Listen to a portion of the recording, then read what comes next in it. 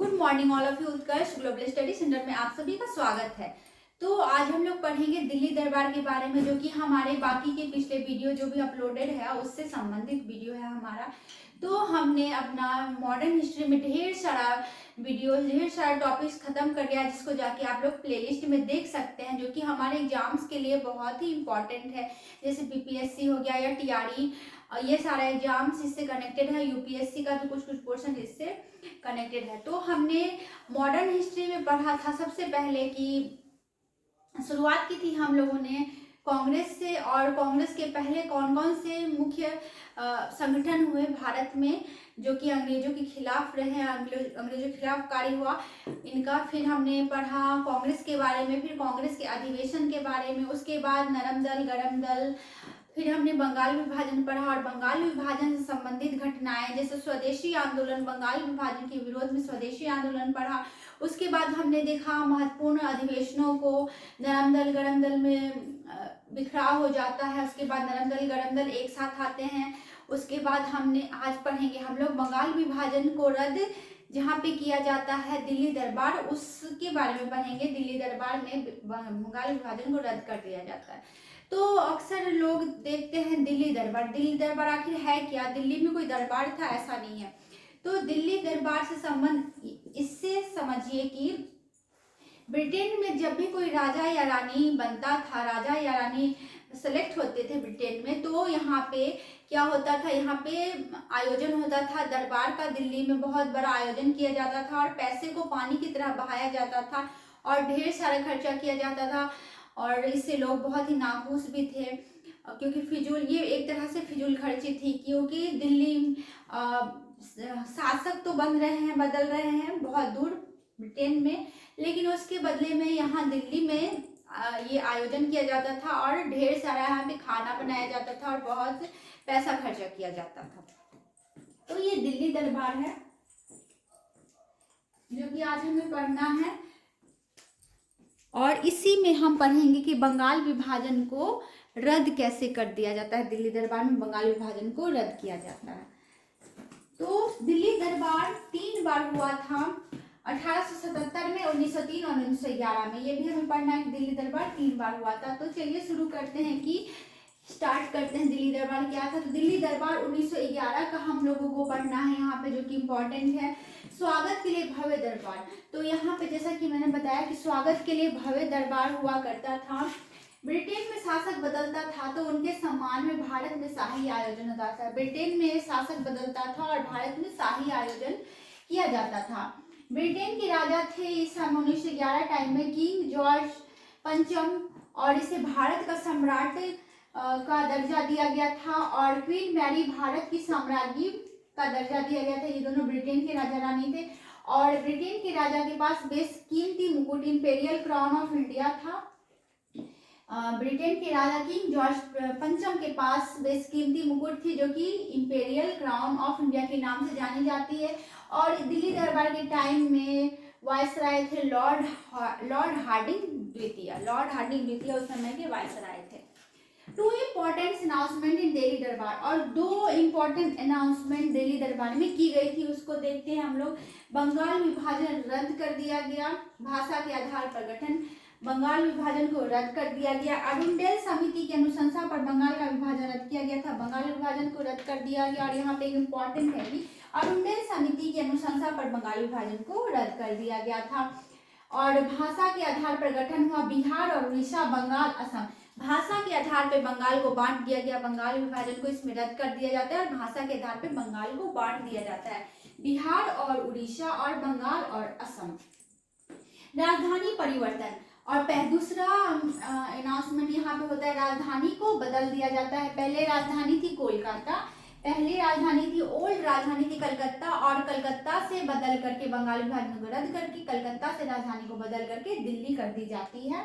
New Delhi में new Delhi को राजधानी बनाया जाता है, कलकत्ता पहले राजधानी हुआ करती थी। और ये घोषणा होती है 12 दिसंबर 1911 को, ये घोषणा हो जाती है, लागू कर दिया जाता है 23 दिसंबर 1912 को ये लागू कर दी जाती है। मतलब ये दोनों घोषणाएं होती हैं 12 दिसंबर 1911 को और लागू कर दिया जाता है 23 दिसंबर 1912 को। तो ये दोनों इम्पॉर्टेंट घोषणा अनाउंसमेंट हमें याद रखना है कि दिल्ली दरबार के टाइम में, दिल्ली दरबार 1911 में कौन कौन सी दो इम्पॉर्टेंट घोषणाएं हुई थी। तो पहला, बंगाल विभाजन रद्द कर दिया गया और भाषा के आधार पर गठन किया गया, और बिहार और उड़ीसा, बंगाल, असम भाग में बांट दिया गया इनको। फिर राजधानी परिवर्तन कर दिया गया, न्यू दिल्ली राजधानी को बनाया गया, न्यू दिल्ली को राजधानी बनाया गया, और ओल्ड जो कलकत्ता था उसको राजधानी से हटा दिया गया। फिर घोषणा, ये घोषणा होती है 12 दिसंबर 1911 को और लागू कर दिया जाता है 23 दिसंबर 1912 को। और उसके बाद देखेंगे हम लोग राजधानी परिवर्तन का कारण क्या था। तो राजधानी परिवर्तन का कारण था atmosphere of first world war. उस समय प्रथम विश्व युद्ध का वातावरण बन गया था, इसके चलते भी ये राजधानी परिवर्तन किया गया। फिर बंगाल नेशनलिस्ट का गढ़ बन चुका था, बंगाल जो है वो नेशनलिस्ट, बंगाल में राष्ट्रवादियों का गढ़ बन चुका था, इस चलते भी कलकत्ता को राजधानी से बदल करके न्यू दिल्ली बनाया गया। फिर जो है ऐसा माना जाता है कि उस समय प्रथम विश्व युद्ध का टाइम चल रहा था, तो प्रथम विश्व युद्ध का एटमॉस्फेयर बन रहा था, मतलब टाइम तो नहीं चल रहा था, एटमॉस्फेयर वातावरण बन रहा था प्रथम विश्व युद्ध का, इस चलते भी। और वहाँ पे नेशनलिस्ट का गढ़ बन चुका था। Most ancient rules route front, और बहुत ही पुराने राजा जो हैं दिल्ली से ही शासन चलाया करते थे, इसलिए भी राजधानी परिवर्तन करके दिल्ली को बनाया गया कलकत्ता से। Important facts about Delhi. अब हम लोग देखेंगे दिल्ली के बारे में इम्पोर्टेंट फैक्ट्स क्या है। तो new Delhi was named in 1927। New Delhi को नाम दिया गया 1927 में न्यू दिल्ली, और new Delhi architect Edwin Lutyens, और इसको बनाया एडविन लुटियंस ने। ये दोनों इम्पोर्टेंट फैक्ट्स हैं न्यू दिल्ली के बारे में। कांग्रेस कोलकाता सेशन 1911। अब हम लोग देखते हैं कांग्रेस का जो अधिवेशन हुआ 1911 में, उसमें महत्वपूर्ण क्या तथ्य थे। तो दिल्ली दरबार में बेफिजूल खर्चे की निंदा की। दिल्ली दरबार में जो बेफिजूल खर्चे हो रहे थे, बेफालतू में खर्चे हो रहे थे, क्योंकि शासक तो बनता था ब्रिटेन में और पैसा उड़ाया जाता था भारत में, तो ये एक तरह से बेफिजूल खर्चे ही थे, जिसका कांग्रेस अधिवेशन 1911 में निंदा की गई। पहली बार कांग्रेस के मंच से जनगण मन गाया गया, और इसी टाइम में 1911 दिल्ली दरबार 1911 के टाइम में जो अधिवेशन हुआ था, उसमें पहली बार मंच से जनगण मन गाया गया। भारत में दिल्ली दरबार 3 बार हुए, तो हमें ये भी याद रखना है कि भारत में दिल्ली दरबार मात्र 3 बार ही हुए हैं। पहला हुआ था 1877 में, पहला दिल्ली दरबार होता है 1877 में। लॉर्ड रिटन उस समय के वाइसराय लॉर्ड रिटन थे और महारानी थी, और वहाँ की किसके लिए ये दिल्ली दरबार किया गया था, तो महारानी विक्टोरिया के लिए दिल्ली दरबार लगाया गया था। फिर 1903 में होता है दूसरी बार, लॉर्ड कर्जन वाइसराय थे और एडवर्ड सप्तम और अलेक्जेंडर के राजा रानी बनने की खुशी में ये दिल्ली दरबार लगाया गया था। फिर तीसरा होता है 1911 में, जो कि लास्ट था, जो कि इम्पोर्टेंट भी है। लॉर्ड हार्डिंग वाइसराय थे और जॉर्ज पंचम व क्वीन मैरी के शासन कार्य को संभालने के उपलक्ष्य में दिल्ली दरबार का आयोजन किया जाता है, जिसमें कि इम्पोर्टेंट निर्णय लिए जाते हैं। बंगाल विभाजन को रद्द कर दिया जाता है, और उसके बाद रद्द करने के बाद भाषा के आधार पे बंगाल को बांट दिया जाता है 3 भागों में, और बंगाल विभाजन को रद्द कर दिया जाता है। और दूसरा घोषणा था कि राजधानी को कलकत्ता से दिल्ली परिवर्तित कर दिया जाता है। तो ये हमारा दिल्ली दरबार मोस्ट इम्पॉर्टेंट टॉपिक था, जिससे कि एग्जाम्स में बहुत सारे क्वेश्चंस आने की संभावनाएं हैं, इसलिए इसको आप लोग पढ़िए, अच्छे से नोट्स बनाइए, और मेरे टेलीग्राम चैनल पे जाके आप लोग इसका PDF देख सकते हैं, अपलोड कर सकते हैं, पढ़ सकते हैं, या फिर कम्युनिटी में भी इसका पोस्ट डाला हुआ रहता है, जिसको जाके आप लोग देख सकते हैं, नोट्स बना सकते हैं, क्योंकि अपना बनाया नोट्स ही काम आता है, क्योंकि दूसरे की नोट्स से पढ़ने पे कुछ समझ में नहीं आएगा।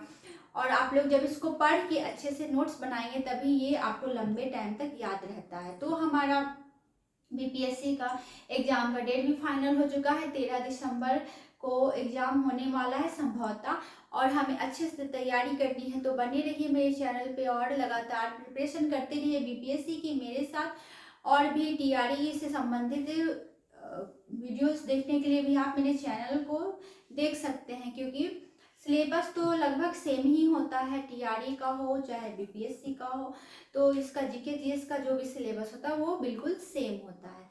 तो उम्मीद करती हूँ कि आपको वीडियो पसंद आया। अगर पसंद आया तो please like share subscribe. Thanks for watching. फिर मिलते हैं नए वीडियो में, तब तक के लिए